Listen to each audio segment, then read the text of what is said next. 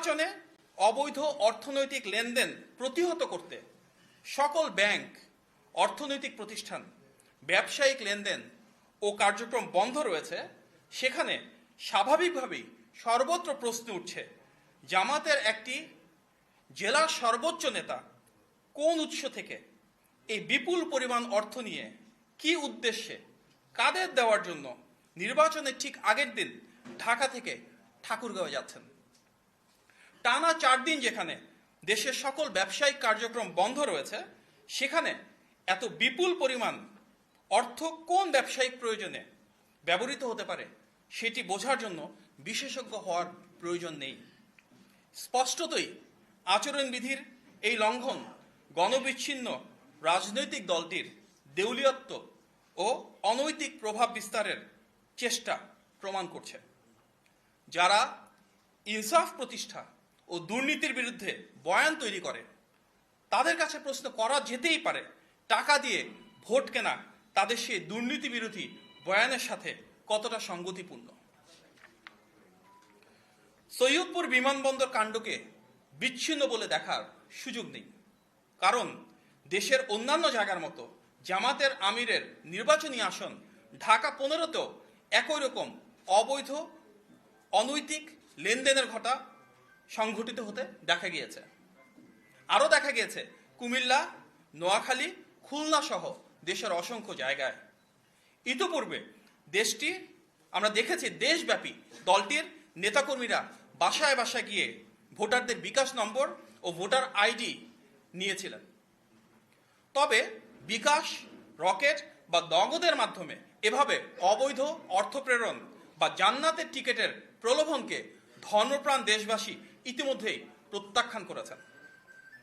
গণমাধ্যমে প্রাপ্ত সংবাদ অনুযায়ী আমরা দেখতে পেরেছি দেশের অনেক জায়গায় ভোটারদের মাঝে ভীতি ছড়াতে সেই রাজনৈতিক দলের সন্ত্রাসীরা দেশি অস্ত্রসহ বাঁশ, পাইপ ও স্ট্যাম্প জড়ো করছে। বিভিন্ন জেলায় সহিংসতা, অতর্কিত হামলা, অগ্নিসংযোগ, ভোটারদের ভয়ভীতি প্রদর্শন ও অর্থ বিতরণ করছে। এইসব ঘটনার সাথে সম্পৃক্ত ভোটের মাঠে নানা বিশৃঙ্খলা সৃষ্টি সহ অনৈতিক কার্যক্রমের সঙ্গে জড়িত সেই দলের অনেকেই ইতিমধ্যে আইনশৃঙ্খলা বাহিনীর হাতে গ্রেফতার হয়েছে। আমরা উদাহরণস্বরূপ শুধু একটি মর্মান্তিক ঘটনা এখানে উল্লেখ করতে চাই। বগুড়া 4 আসনে নন্দীগ্রামে জামাতের চিহ্নিত সন্ত্রাসীদের হামলায় থালতা মাঝগ্রাম ইউনিয়ন বিএনপির সভাপতির মাসুদ রানার চোখে গুরুতরভাবে ক্ষতিগ্রস্ত হয়েছে। তার চোখে দৃষ্টি হারানোর খবর ছড়িয়ে পড়লে তার মা স্ট্রোক করে মারা যান। অত্যন্ত বেদনাবহুল এই ঘটনার প্রেক্ষিতে আমরা তীব্র নিন্দা এবং দ্রুত বিচারের দাবি জানাই।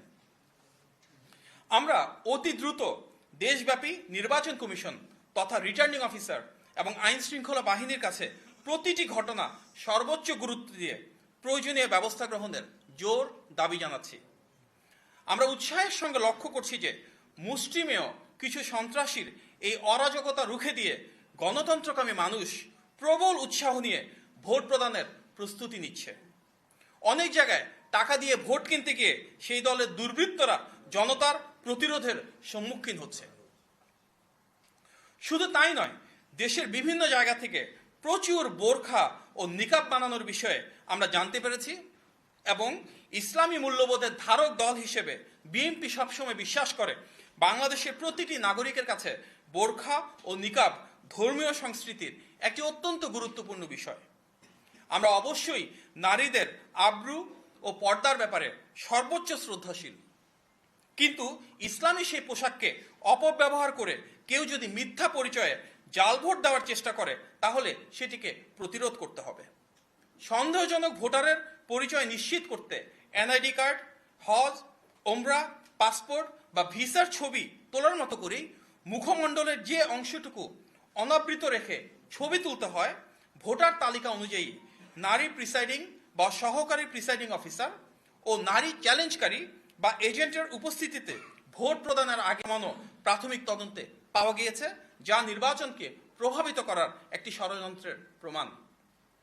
বাংলাদেশি জাতীয়তাবাদের আদর্শকে ধারণ করে এবং দীর্ঘ ফ্যাসিবাদ বিরোধী সংগ্রামে সবচেয়ে বেশি নির্যাতন ও মানবাধিকার লঙ্ঘনের দল হিসেবে বিএনপি গণমানুষের ভালোবাসা, আবেগ ও আকাঙ্ক্ষাকে ধারণ করে এদেশের মাটিতে জনগণের অধিকার প্রতিষ্ঠায় ব্রত রয়েছে। আগামীকালকের যে নির্বাচন, সেটিতে ইনশাআল্লাহ এমন একটি সরকার প্রতিষ্ঠিত হবে যেটি জনগণের কাছে দায়বদ্ধ, যেটি স্বচ্ছতা এবং জবাবদিহিতার মাধ্যমে জনগণের সাথে থাকবে, জনগণের পাশে থাকবে।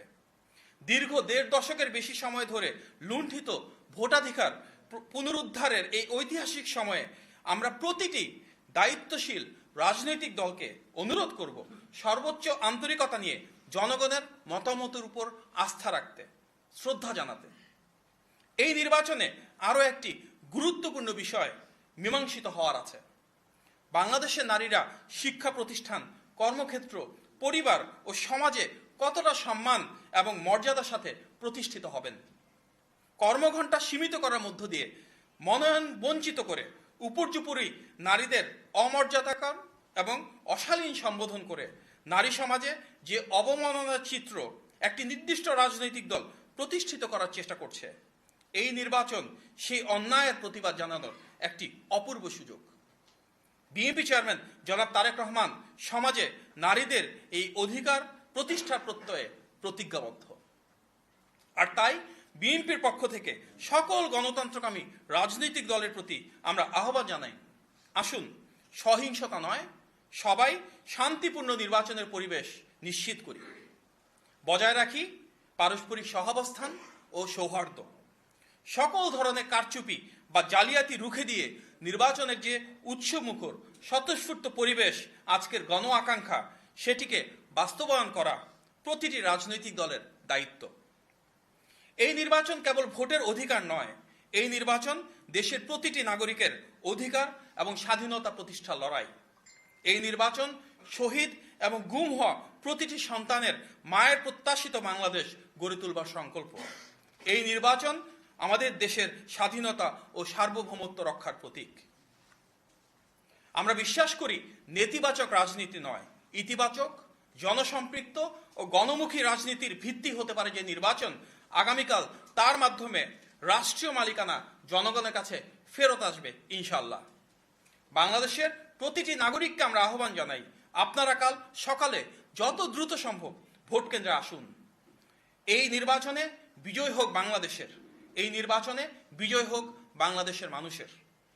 নির্বাচন পরিচালনার সাথে সংশ্লিষ্ট প্রতিটি রাষ্ট্রীয় প্রতিষ্ঠানের সদস্য ও গণতন্ত্রকামী মানুষের প্রতি বিনীত আহ্বান জানাই, আপনারা দেশ ও দেশের মানুষের জন্য গণতন্ত্র ও ভোটাধিকার প্রতিষ্ঠার পক্ষে থাকুন। একটি অবাধ, সুষ্ঠু ও গ্রহণযোগ্য নির্বাচনই নিশ্চিত করবে জনগণের ঐক্য, প্রতিষ্ঠা করবে জনগণের সেই রাষ্ট্রীয় মালিকানা। দেশব্যাপী বিএনপির অপ্রতিরোধ্য জনপ্রিয়তার জোয়ারে আমরা সবাই সামিল হই। গণতন্ত্র রক্ষার প্রমাণিত শক্তি বিএনপির এই অবশ্যম্ভাবী বিজয়ের মিছিলে সবাইকে স্বাগতম। আজকের এই সংবাদ সম্মেলনে উপস্থিত হয়ে ধৈর্য সহকারে আমার বক্তব্য শুনেছেন, কিছুটা বিলম্বিত হয়েছে, তার জন্য ধন্যবাদ এবং কৃতজ্ঞতা জ্ঞাপন করছি। সবাইকে আসসালামু আলাইকুম। কোশ্চেন্স করতে পারবেন। আজকে এখানে পাবেল ভাই আছেন, রুমন ভাই আছেন, আমি আছি। আসুন আমরা কোশ্চেনে অ্যান্সার দিতে পারবো, কোনো সমস্যা নেই। আচ্ছা, আপনি তো বললেন যে বেশ কিছু এলাকাতে টাকা যে বিষয়টা চলে আসছে প্রার্থীদের ভোট কেনার জন্য, এইটা যদি সারা দেশে ছড়িয়ে যায় সেক্ষেত্রে আসলে একটা আশঙ্কা করছে। হ্যাঁ, আপনি ঠিকই বলেছেন যে এটা টিপ অফ দ্য আইসবার্গ। যে ঘটনাটি সৈয়দপুরে ঘটেছে, সৈয়দপুর কাণ্ড, বিমানবন্দর কাণ্ড যেটি হয়েছে, সেটি দেশের সর্বত্রই চিত্র হওয়ার আশঙ্কা রয়েছে। এক্ষেত্রে আমি মনে করি যে তৎপরতার সাথে আইন প্রয়োগকারী সংস্থা সেই সৈয়দপুর কাণ্ডকে অন্তত উদ্ঘাটন করেছেন, সেই প্রক্রিয়াটা বজায় থাকবে এবং দেশের অন্যান্য জায়গাতে অপচেষ্টাটা যেখানে আছে সেটাকে তারা যোগ্যতার সাথে প্রতিরোধ করবে। অনেকে বলছে যে এখন পর্যন্ত গণমাধ্যমের কাছে ৩-৪টির মতো ঘটনা আছে গণমাধ্যমের কাছে, আপনারা কি মনে করেন যে এইখানেই দৃষ্টিটি সীমাবদ্ধ রেখে সারা দেশে আরো বিপুল পরিমাণ অর্থ সরানো হচ্ছে কিনা? না, সেই আশঙ্কার কথা যেটা আমি এর আগে বললাম, যে আশঙ্কাটা তো অনেক আগে থেকে আছে, কারণ এই আর্থিক বিষয়টার আশঙ্কার ব্যাপারটা মাথায় রেখে কিন্তু আমরা এনআইডি কার্ড কিংবা বিকাশ নাম্বার, রকেট বা নগদ নাম্বার সংগ্রহ করার যে চেষ্টাটা ছিল তার ব্যাপারে আমরা প্রথম দিন থেকে প্রতিবাদ জানাবার চেষ্টা করেছি। কারণ